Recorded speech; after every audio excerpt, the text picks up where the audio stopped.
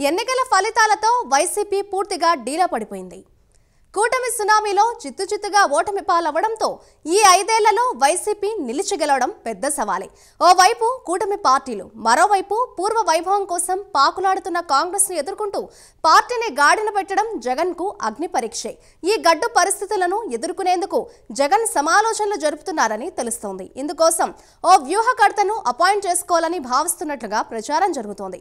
ప్రశాంత్ కిషోర్ సొంతంగా పార్టీ ఏర్పాటు చేయడంతో ఆయన మళ్లీ రాజకీయ వ్యూహకర్తగా సేవలు అందించబోనని ఇప్పటికే ప్రకటించారు.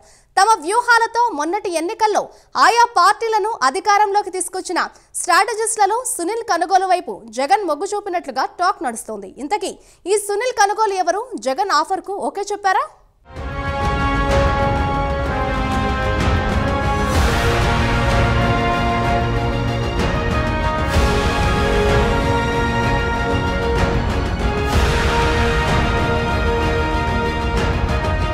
వైసీపీకి ఐపాక్ టీం ఇంకా సేవలందిస్తోందా, లేకుంటే అప్పుడే ప్యాకప్ చెప్పేశారా?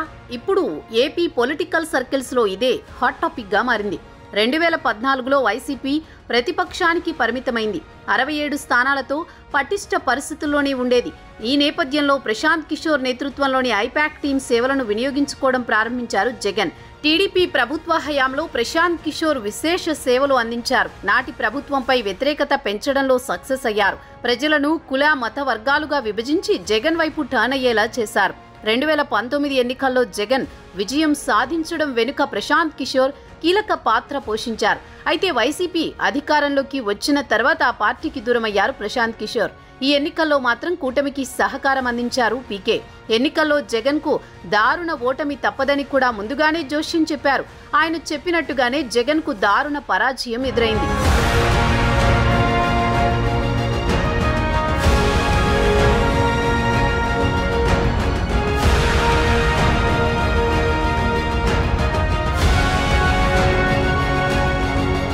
మరోవైపు కూటమి ప్రభుత్వం ప్రజారంజక పాలనతో జనానికి దగ్గరవుతోంది.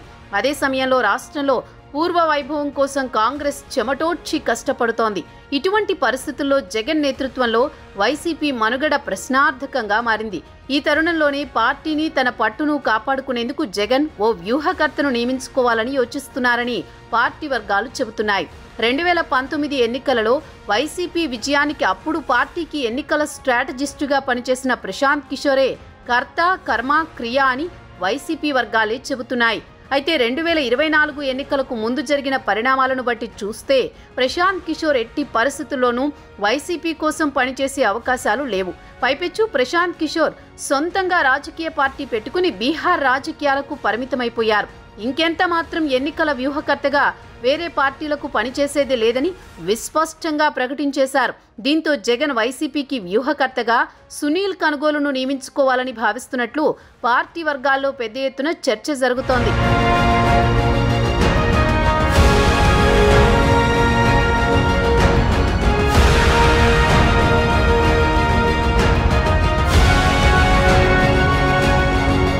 తెలంగాణలో 3వ స్థానంలో ఉన్న కాంగ్రెస్ అధికారంలోకి రావడంలో సునీల్ కనుగోలుది కీలక పాత్ర. ఇప్పుడు ఏపీలో వైసీపీది కూడా అదే పరిస్థితి. సొంతంగా పార్టీని జగన్ చక్కదిద్దలేని పరిస్థితి కనిపిస్తోంది. దీంతో సునీల్ కనుగోలుకు మంచి ఆఫర్ ఇచ్చి వైసీపీ వ్యూహకర్తగా నియమించుకోవాలని చూస్తున్నారన్న ప్రచారం జరుగుతోంది. అయితే అందుకు సునీల్ కనుగోలు అంగీకరిస్తారా అనేది బిగ్ క్వశ్చన్. ఇప్పటికే సునీల్ కర్ణాటక, తెలంగాణలో కాంగ్రెస్ పార్టీకి వ్యూహకర్తగా ఉన్నారు. మొన్నటి పార్లమెంట్ ఎన్నికల్లో సునీల్ టీం పలు రాష్ట్రాల్లో కాంగ్రెస్ పార్టీకి సేవలందించింది. ఏఐసీసీ స్థాయిలో సునీల్ కనుగోలుకు ప్రాధాన్యం లభిస్తోంది.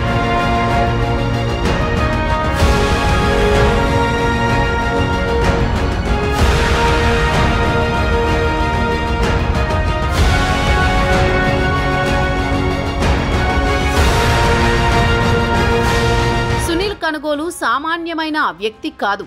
కర్ణాటక, తెలంగాణ అసెంబ్లీలకు గత ఏడాది జరిగిన ఎన్నికల్లో కాంగ్రెస్ విజయం సాధించడం వెనుక ఉన్నది ఆయన వ్యూహాలే. ముఖ్యంగా తెలంగాణ ఎన్నికల్లో కాంగ్రెస్ విజయం కోసం ఆయన ఎంతగానో కష్టపడ్డారు. అభ్యర్థుల ప్రకటన నుంచి విజయం వరకు కాంగ్రెస్ ను నడిపించింది సునీల్ వ్యూహాలే.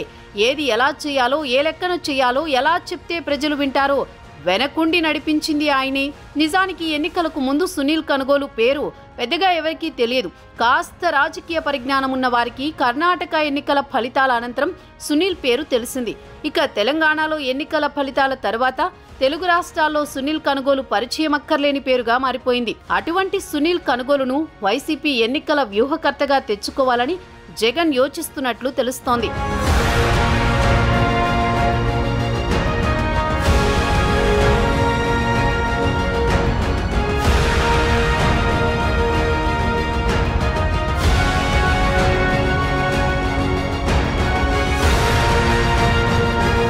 అయితే సునీల్ కనుగోలు వ్యూహాలు పీకే వ్యూహాలకు పూర్తి భిన్నమైనవి. విధ్వంసం, కుట్రలు పీకే స్టైల్ అయితే వాస్తవాల ఆవిష్కరణ సునీల్ కనుగోలు స్టైల్. కర్ణాటక, తెలంగాణ ఎన్నికల్లో కాంగ్రెస్ గెలుపు వ్యూహాలను గమనిస్తే ఆ విషయం ఇట్టే అవగతమవుతుంది. ఏపీలో 2019 ఎన్నికల్లో జగన్ అధికారంలోకి రావడం కోసం ప్రశాంత్ కిషోర్ వైసీపీతో చేయించిన డ్రామాలు, దొంగ సర్వేలతో ప్రజలను బోల్తా కొట్టించడం, జగన్తో పాదయాత్రలో చేయించిన ఫీట్లు, వివేకానందరెడ్డి హత్యను వైసీపీ ప్రచారానికి వాడుకోవడం, తండ్రి బాబాయ్ మరణాలపై జగన్తో చేయించిన యాక్టింగ్, ఇవన్నీ తెలుగు ప్రజలు అంత సులభంగా మర్చిపోయేవి కాదు. అందుకే పీకే అంత ఫేమస్ అయ్యారు.